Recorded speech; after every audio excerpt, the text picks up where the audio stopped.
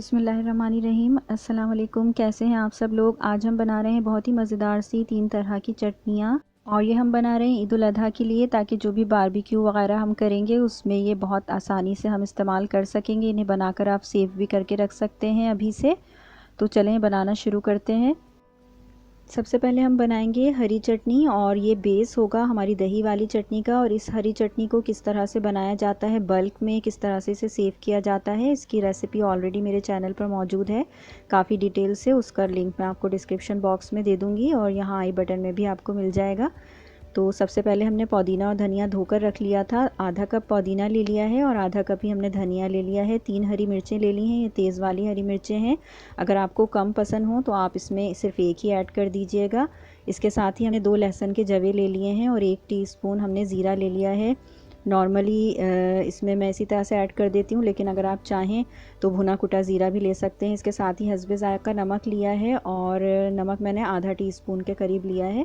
इन तमाम चीज़ों को हम ब्लेंडर में डालकर ब्लेंड कर लेंगे। ब्लेंडर में चूँकि पानी के बगैर मुमकिन नहीं होता, तो थोड़ा सा पानी मुझे ऐड करना पड़ा है, लेकिन अगर मैं ग्राइंडर में मोस्टली ये करती हूँ तो पानी इसमें बिल्कुल भी ऐड नहीं करती हूँ, ख़ास तौर से जब मुझे ये फ्रीज़ करनी होती है। तो आज मैंने इसे इसी तरह से ब्लेंड किया है, थोड़ा सा पानी डालकर।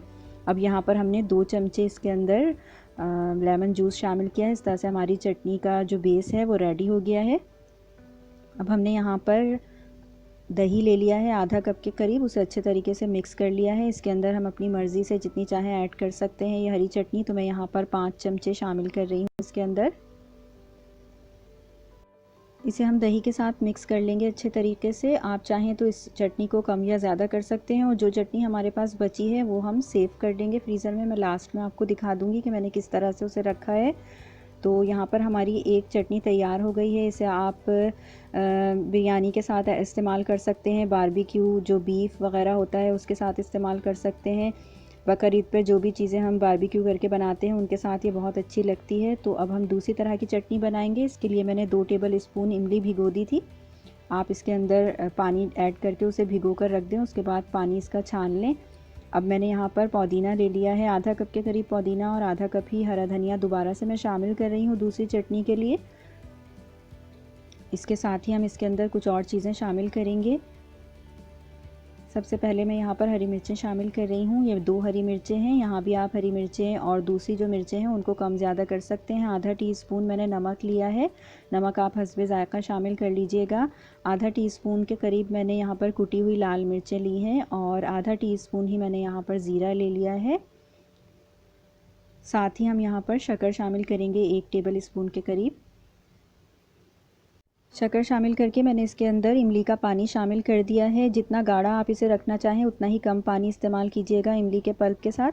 तो इसे हमने ब्लेंड कर लिया है बहुत अच्छे तरीके से, और इसको अब हम एक तरफ रख लेंगे। ये हमारी दूसरी वाली चटनी तैयार हो गई है। अब हम तीसरी चटनी बनाने के लिए यहाँ पर केचप ले रहे हैं। ये मैंने आधा कप के करीब लिया है।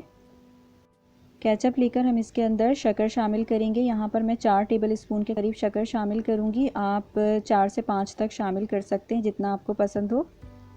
शक्कर शामिल करके हम इसके अंदर सिरका शामिल करेंगे। मैं यहाँ पर एप्पल सिडार विनेगर शामिल कर रही हूँ 1 टेबल स्पून के करीब। आप नॉर्मली जो वाइट विनेगर होता है वो भी शामिल कर सकते हैं, और अगर विनेगर शामिल ना करना चाहें तो इसकी जगह लेमन जूस शामिल कर सकते हैं। साथ ही थोड़ा सा पानी तकरीबन 1 टेबल स्पून के करीब शामिल करेंगे।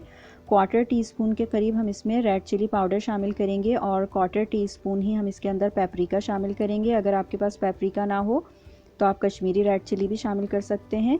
इसके साथ ही हम 1/4 टीस्पून के करीब ही लहसुन का पाउडर शामिल करेंगे, और थोड़ा सा हम इसके अंदर नमक शामिल करेंगे हस्बे ज़ायक़ा। साथ ही मैं यहाँ पर आधा टीस्पून के करीब इसके अंदर काली मिर्चें शामिल कर रही हूँ। 1 टीस्पून के करीब हम इसके अंदर सोया सॉस शामिल करेंगे। इन तमाम चीज़ों को बहुत अच्छे तरीके से मिक्स कर लेंगे, और इसके बाद हम इसे पैन में पका लेंगे। क्योंकि हमने इसके अंदर शक्कर शामिल की है जो कि ग्रैनुलेटेड है, तो उसे डिज़ोल्व करने के लिए और थोड़ा सा इसको मज़ीद पकाने के लिए, तमाम चीज़ों को यकजान करने के लिए हम इसे पकाएंगे। तो मैंने एक पैन में इस चटनी को निकाल लिया है, और बिल्कुल थोड़ा सा पानी जो इसके अंदर चटनी लगी हुई है बोल के अंदर मैं उसमें ऐड करूँगी, तो वो भी हम इसके अंदर शामिल कर देंगे पानी इसके साथ मिक्स करके। क्योंकि अभी पकेगी तो ये फिर मज़ीद गाढ़ी हो जाएगी, तो मैं इसमें थोड़ा सा पानी ऐड करके इसे भी शामिल कर रही हूँ। और अब हम इसे पका लेंगे इतनी देर तक जब तक ये डिज़ोल्व ना हो जाए शुगर। 3 से 4 मिनट तक इस सॉस को हम पकाएंगे तो ये गाढ़ी हो जाएगी और इसके अंदर जो शक्कर के दाने हैं वो भी डिज़ोल्व हो जाएंगे। तो मैंने इसे अच्छे तरीके से पका लिया है 3 से 4 मिनट तक। आपको जितनी गाढ़ी चाहिए हो आप उतनी देर तक इसे पका सकते हैं और ड्राई होने के बाद भी ये काफ़ी गाढ़ी हो जाती है। तो अब इसके दाने डिज़ोल्व हो गए हैं, मैं इसे एक बोल में निकाल रही हूँ। इस तरह से हमारी ये बारबेक्यू सॉस भी रेडी हो गई है। आप इसे कोयले का धुआं भी दे सकते हैं तो ये और बहुत ज़्यादा मज़ेदार हो जाती है।